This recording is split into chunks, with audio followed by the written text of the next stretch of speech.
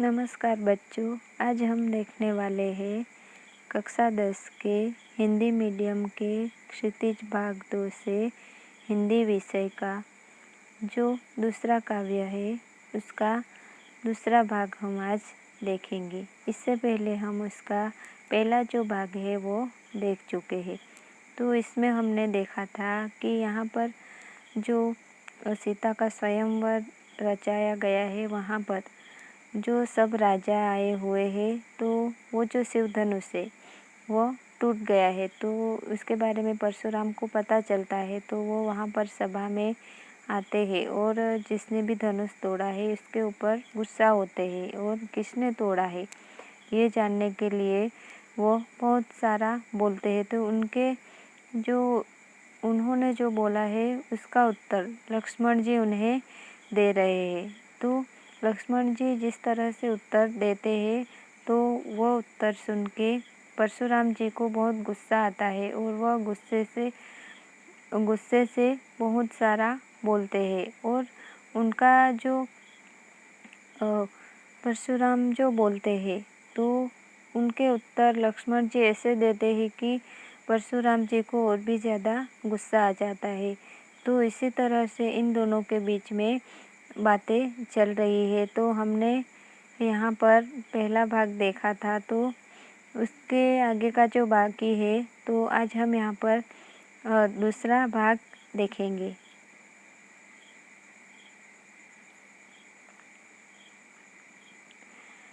यहाँ पर फिर से कठोर वचन सुन के और मुनि के कठोर वचन सुन के लक्ष्मण जी क्या उत्तर देते हैं कि बिहसी लखनऊ बोले मृदु बानी, अहो मुनीषु महाभट मानी।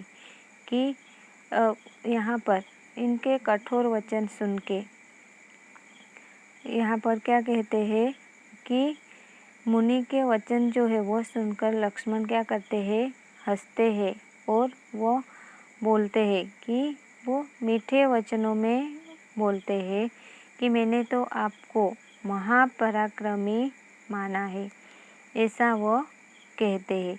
पुनि पुनि मोही दिखाव कुठारू, चहत उड़ावन फूकी पहाड़ू।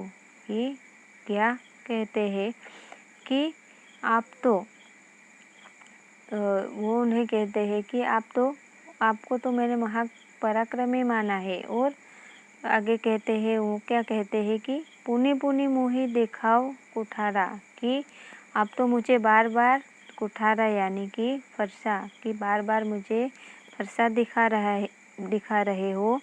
चहत उड़ावन फूकी पहाड़ू यानी कि पहाड़, कि आप तो मुझे बार बार फरसा दिखा रहे हैं और पहाड़ों के पहाड़ आप कैसे फूंक फूंक कर उड़ाना चाहते हो, ऐसा लक्ष्मण जी कहते हैं। यही कुम्हाड़ बतिया को नाही, कि आगे क्या कहते हैं कि यहाँ पर कुम्हाड़ बतिया कोई भी नहीं है, कि जो तर्जनी कि जे तर्जनी देखी मारी जाही।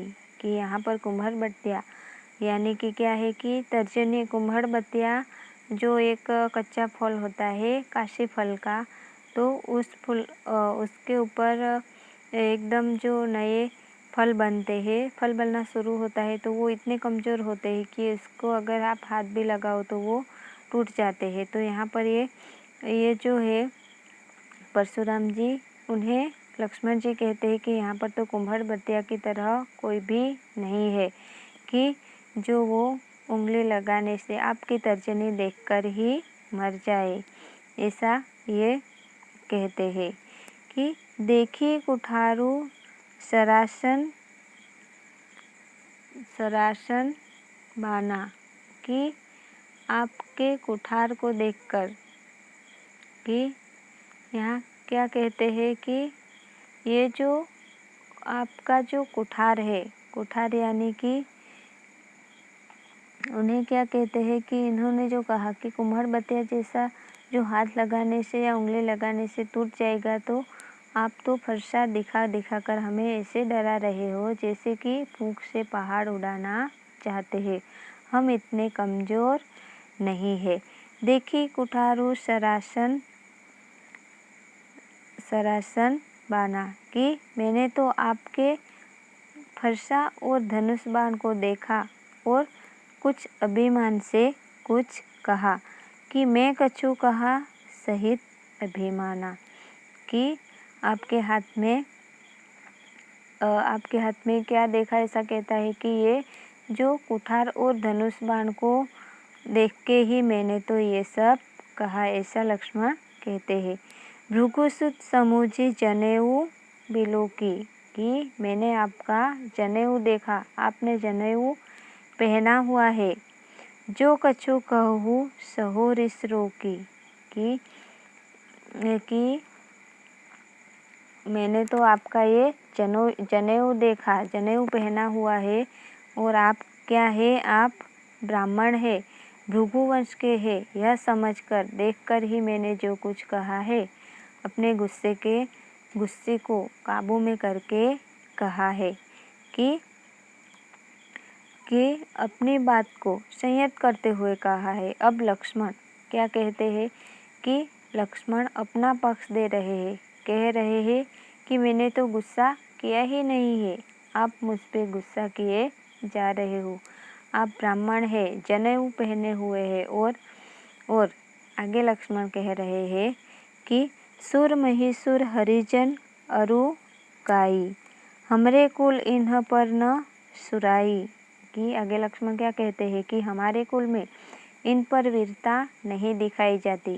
कि लक्ष्मण कहते हैं कि हमारे यानी कि ब्राह्मण कुल में इन लोगों पर वीरता नहीं दिखाई जाती। किन किन पर नहीं दिखाई जाती है कि देवता, ब्राह्मण, ईश्वर के भक्त, भगवान के जो भक्त होते हैं और गाय, ये सब क्या है कि इन पर हमारे कुल में वीरता नहीं दिखाई जाती। हम अपना धनुष उसके ऊपर नहीं उठाते हैं कि क्योंकि ये सब कैसे है, कमज़ोर है, इसलिए इन पर ब्राह्मण कभी वीरता नहीं दिखाते हैं, ऐसा वो कहते हैं। कि आगे क्या कहते, बधु पापु अपकीर्ति हारे, मारतहु पापरिय तुम्हारे। कि आगे कहते हैं कि और इनको मारने से हम पाप के भागी बनते हैं और यही यदि उनसे हार जाए तो अपयश होता है। आप हमें मारते हैं तो हम आपके पाँव ही पकड़ेंगे, क्योंकि हमारे कुल में ब्राह्मणों पर हम हाथ नहीं उठाते, क्योंकि उनको मारने से पाप लगता है और उनसे हारने से अपकीर्ति मिलती है, ऐसा ये जो है वो कहते हैं। कोटि कुलिस सम बचनु तुम्हारा, व्यर्थ धरहु धनु बने कुठारा।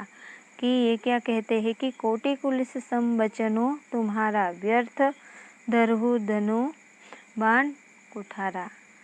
कि आगे क्या कहते, और जो आपने इतनी बातें हमें कह दी है वो एक एक बात करोड़ों ब्रजों के समान है। मतलब कि इतनी भारी भरकम बातें, इतनी कठोर बातें आपने हमें कह दी है।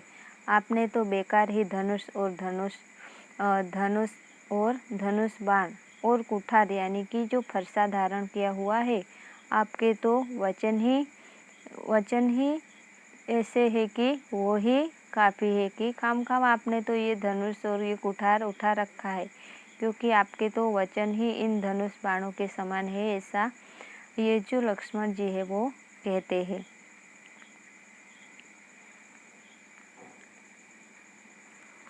जो बिलो की अनुचित कहे हूँ, क्षमहु महामुनि धीर। कि आगे लक्ष्मण जी कहते हैं कि हे मुनिवर, अगर आपको लगता है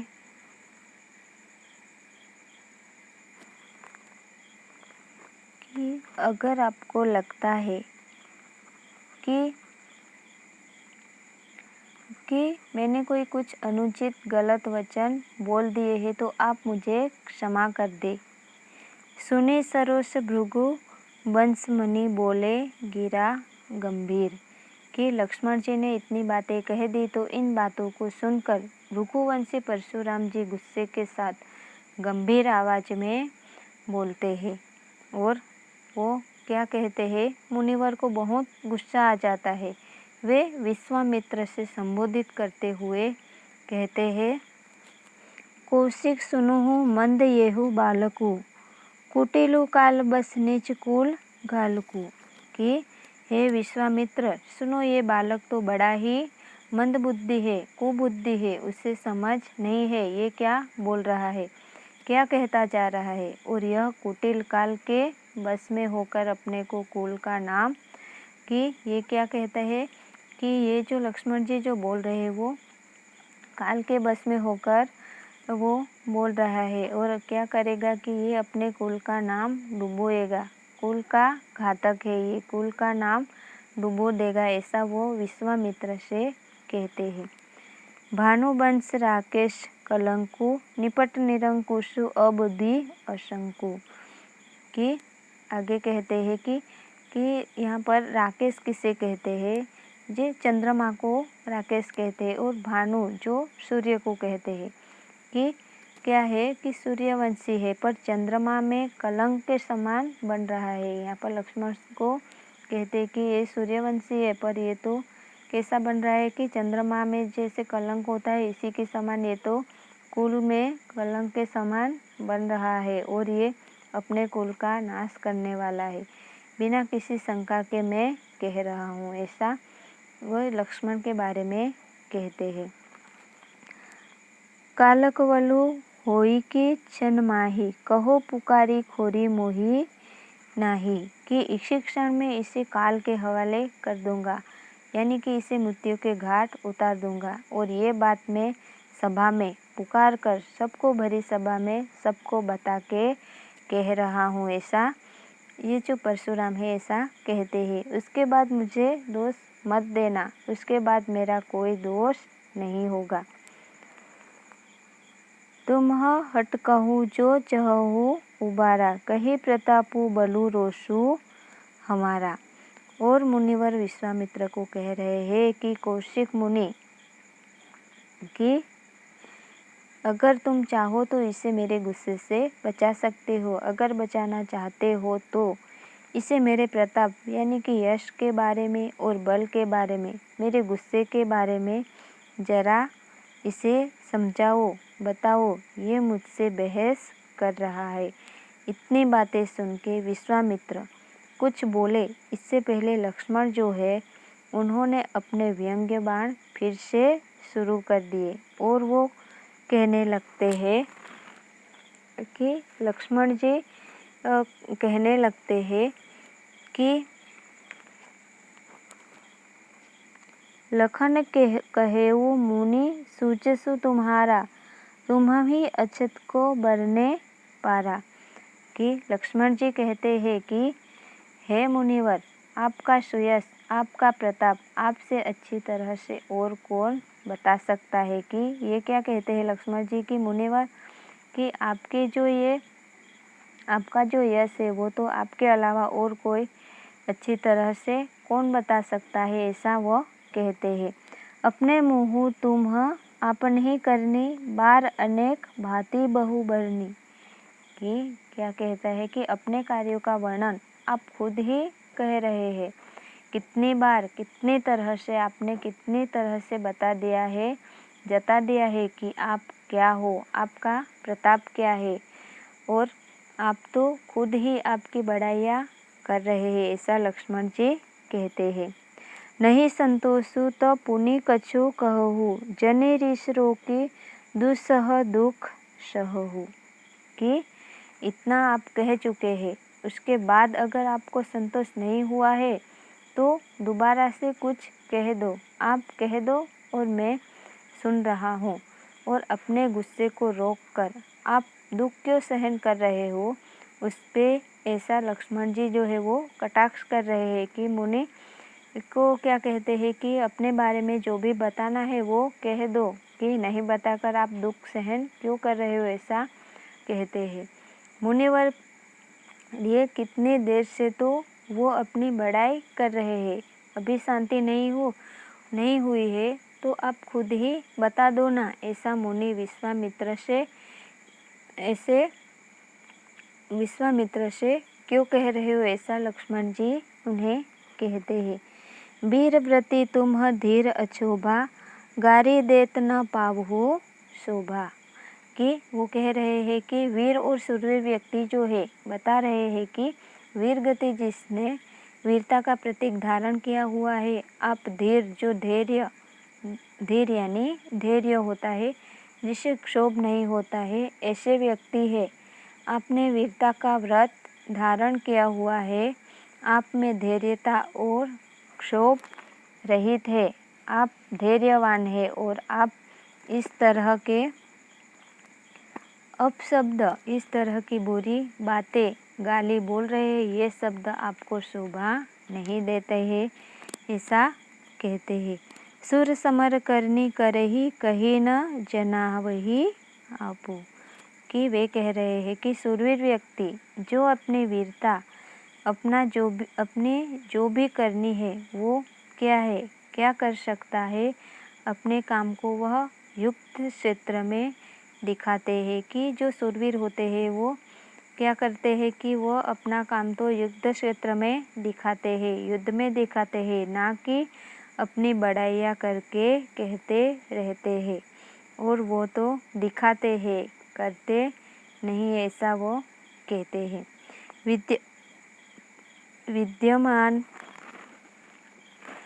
विद्यमान रन पाई रिपु, कायर कथहि प्रतापु।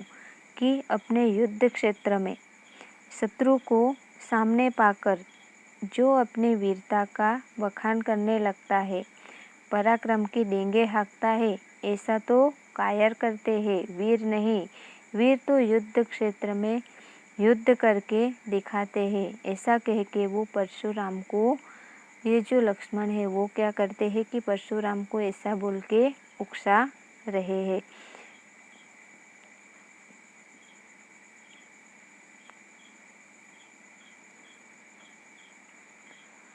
तुम तो कालू हाँक जनु लावा, बार बार मोही लागी बुलावा। कि लक्ष्मण जी कह रहे हैं कि परशुराम मुनिवर, मुझे ऐसा लगता है कि आप तो मेरे लिए काल को आवाज़ देकर बुला के ला रहे हो, ऐसा लक्ष्मण जी कहते हैं। सुनत लखन के बचन कठोर। कि यहाँ पर ये जो लक्ष्मण के वचन है, लक्ष्मण के जो बोल है वो कैसे है कि लक्ष्मण के वचन कठोर है। तो वो लक्ष्मण क्या कह रहे हैं कि लक्ष्मण जी के कठोर वचन सुनकर, और उन्होंने जो परशुराम जी ने अपना फरसा धारण किया हुआ था उसको परशुत सुधार ही धरे हो कर घोरा। कि जो परशुराम जी ने अपना फरसा धारण किया हुआ था उसको अपने हाथों में पकड़ लिया, हाथों में उठा लिया। आगे कहने लगे कि अब जनी देई दोषु मोही लोगो, कटुबादी बालकु बद्ध जोगु। कि आप यहाँ जितने लोग हैं, जन है जो यहाँ उपस्थित है, वो कोई भी मुझे दोष नहीं देगा, क्योंकि वो पहले कई बार उसे चेतावनी दे चुके हैं, उन्हें समझा चुके हैं कि मुझे गुस्सा मत दिलाओ। ऐसा परशुराम कहते हैं कि मेरी बात को समझो। लेकिन लक्ष्मण जी तो कठोर पे कठोर वचन बोले जा रहे हैं। अब उन्होंने अपना फरसा उठा लिया है और कह रहे हैं कि यहाँ पर जितने भी लोग मौजूद हैं वो मुझे दोष मत देना। यह बालक जो इतने कड़वे वचन बोल रहा है ये मेरे द्वारा मारे जाने योग्य है, उसका वध मैं अवश्य करूँगा, ऐसा वे कहना चाह रहे हैं। बाल बिलो की बहुत में बाँचा, अब येहू मर निहारा भा साचा। कि बच्चा समझकर मैं उसे अभी तक बचा रहा था, अब तो ये सचमुच में मरने पे आ रहा है, ऐसा परशुराम कहते। कौशिक कहा क्षमियो अपराधु, बाल दोष गुण गणहीन साधु। कि अब तक स्थिति कि यहाँ पर ये जो परशुराम है वो क्या कहते हैं कि अब तक स्थिति इस तरह से बिगड़ने लगी, तो ऐसे लक्ष्मण और परशुराम जी के बीच में इस तरह से स्थिति बिगड़ने लगती है। तो कौशिक यानी कि यहाँ पर विश्वामित्र को कौशिक कहा गया है कि कौशिक विश्वामित्र मुनि कहने लगे कि इसका अपराध क्षमा कर दो। वो कहते हैं कि हे मुनिवर, आप इस बच्चे का अपराध क्षमा कर दीजिए, क्योंकि जो साधु होते हैं वे बच्चों के गुण दोष को नहीं देखते हैं। कि परशुराम जी क्या जवाब देते हैं कि यहाँ पर अब ये जो सभा में सब बैठे हुए हैं, यहाँ पर परशुराम और लक्ष्मण जी की बातें सुन रहे हैं, तो इन लोगों की बातें ज़्यादा ही ज़्यादा कठोर पे कठोर होती जा रही है। तो लक्ष्मण को बचाने के लिए अब कौशिक मुनि जो है वो कौशिक मुनि यानी कि विश्वामित्र जो है वो परशुराम से कहते हैं कि इसका अपराध जो है उन्हें क्षमा कर दो, ये तो बालक है, ऐसा वो कहते हैं। खर कुठार में अकरुण को ही, आगे अपराधी गुरुद्रोही। कि परशुराम जी कह रहे हैं कि मैंने तो फरसा उठा लिया है, और ये जो मेरा फरसा है यो तीखी धार वाला है, और मैं करुणाहीन हूँ। कि ये क्या कहते हैं कि मैं तो करुणाहीन हूँ, मुझ में कोई दया नहीं है, और मैं बहुत ही क्रोधी हूँ। यह बालक गुरुद्रोही है और मेरा अपराधी है, मेरे सामने है, ऐसा कहते। उत्तर देत छोड़ो बिनु मारे, केवल कौशिक शील तुम्हारे। कि और ये जो उद्दंड बालक है जो इतनी देर से मुझे जवाब दिए जा रहा था, मेरी बातों का उल्टा सीधा जवाब दे रहा था, उसको मैंने अब तक बिना मारे क्यों छोड़ा? क्योंकि मैं इसे बच्चा समझ के ही छोड़ रहा था, और केवल किस कारण छोड़ रहा था कि तुम्हारे शील के कारण ही मैंने उसको अब तक छोड़ा हुआ था। न तो ये ही काटी कुठार कठोरे, गुर ही उरिन होते हूँ क्षम थोरे।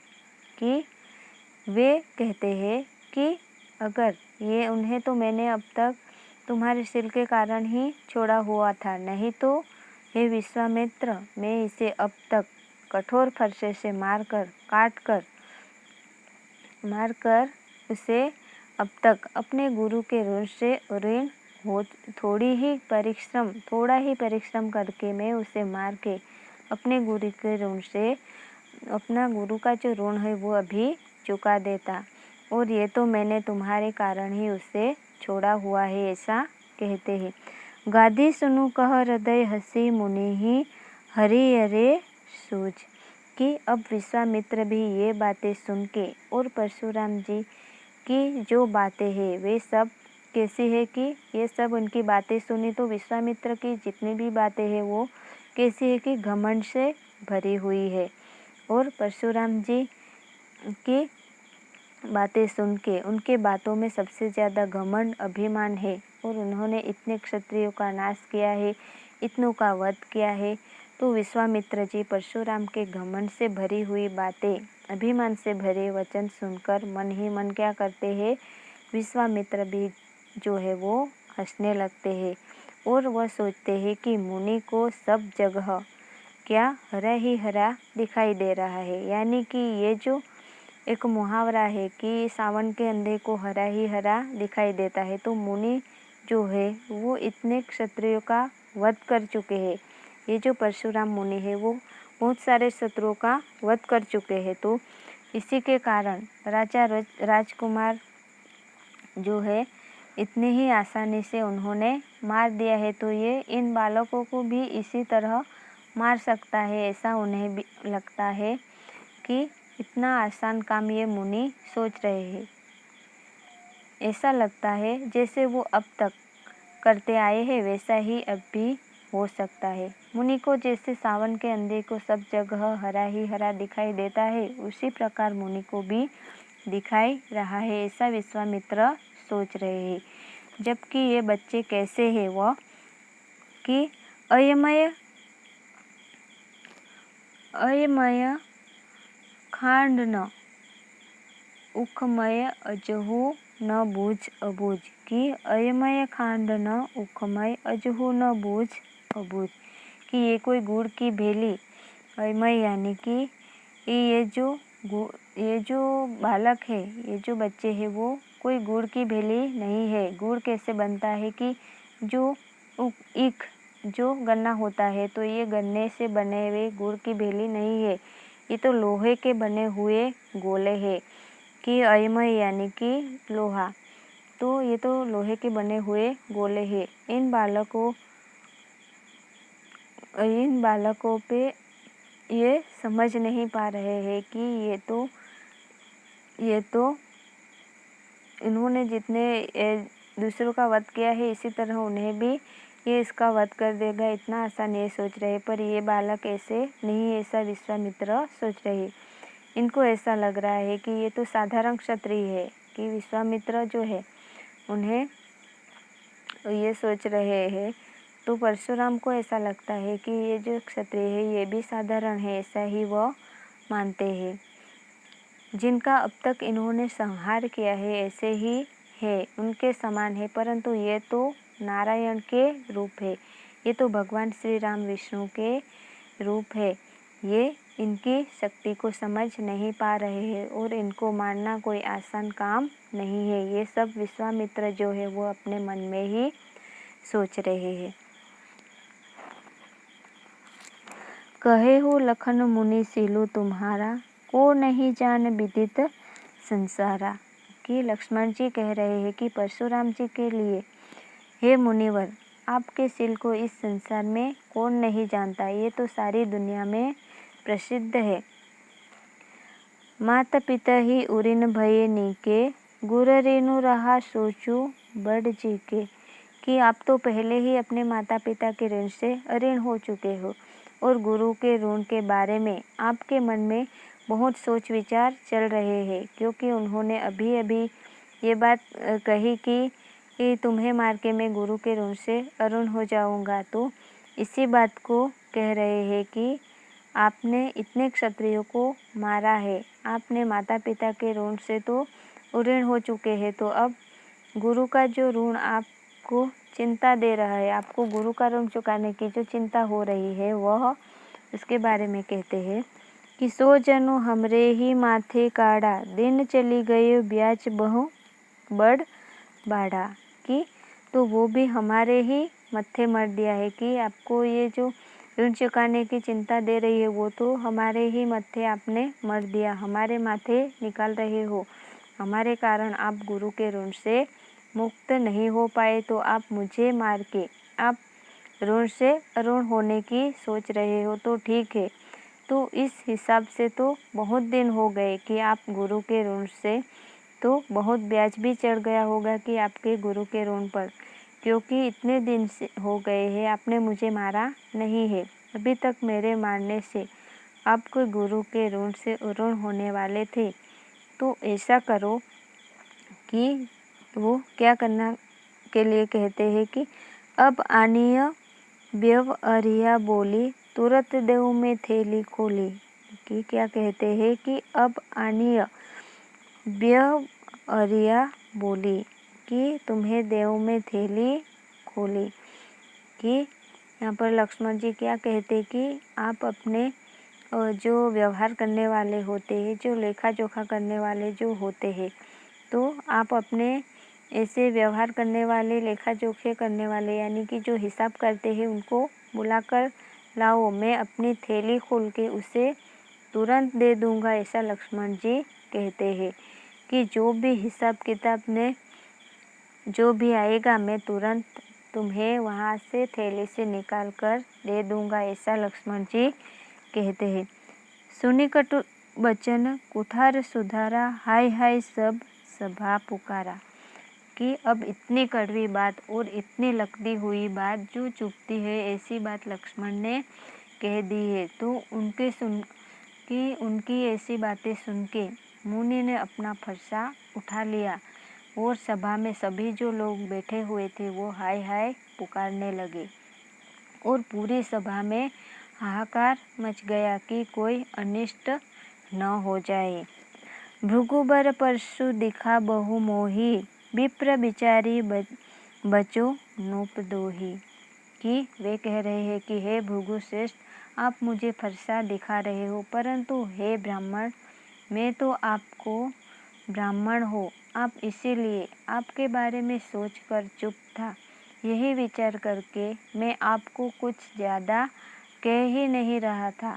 आप नृपद्रोही है, राजाओं के द्रोही है। आपने खुद अपने मुंह से बताया है, तो आप राजाओं के दुश्मन है, क्षत्रियों के दुश्मन है, परंतु मैं तो आपको ब्राह्मण सोचकर अभी तक चुप था, ऐसा कहते हैं। मिले न कबहु सुभट रन गाढ़े, द्विज देवता धरही के बाढ़े। कि सुभट यानी कि क्या होता है, वीर। वीर, और ये कहते हैं कि आपको युद्ध में कभी वीर शक्तिशाली क्षत्रिय मिले ही नहीं है। कि ब्राह्मण देव, आप तो घर में ही बड़े हो, आप तो अपने घर के ही शेर हो, ऐसा वो कह रहे हैं। अनुचित कही सबु लोगु पुकारे, रघुपति शयन ही लखनऊ निवारे। कि अब सब सभा में सब लोग चिल्लाने लगते हैं कि ये सब अनुचित है, अनुचित है, कि लक्ष्मण तुम तो गलत कह रहे हो, ये सब ऐसा बोलने लगते हैं। ऐसा कहना सही नहीं है, ऐसा नहीं कहते हैं, क्योंकि वे जो कह रहे हैं वो रघुपति जो है वो कि सभा में सब अब अनुचित है, अनुचित है, ऐसा लक्ष्मण के बारे में अब कहने लगे हैं। तो यहाँ पर जो रघुपति जो है वो लखन को बचाने के लिए आ जाते हैं, लक्ष्मण जी को बचाने के लिए जो राम जी है वो आते हैं। लखन उतर आहुति सरिस, भृगुबर कोपु कृशानी। कि लखन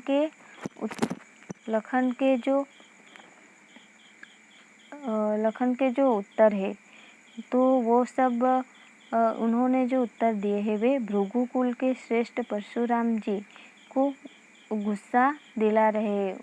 उन्होंने जो भी उत्तर दिए हैं उसके लिए वो गुस्सा है, उसकी जो अग्नि है, गुस्से की जो अग्नि है उसके अंदर घी का काम कर रही है। जो लखन के उत्तर है उन्होंने अभी अभी बोला, उससे तो और अधिक गुस्सा हो गए। तो इसीलिए रघुपति उनका गुस्सा देखते हैं और श्री राम जी जो है वो लक्ष्मण को बचाने के लिए आगे आते हैं और कहते हैं, बढ़त देखी जल सम वचन बोले, रघुकुल भानु। कि रघुकुल के सूर्य के समान जो श्री राम है उन्होंने इस अग्नि को बढ़ते हुए देखकर, सारी स्थिति को बिगड़ते हुए देखकर, उनके गुस्से को, परशुराम के गुस्से को बढ़ते देखकर उन्होंने जल के समान वचन बोले।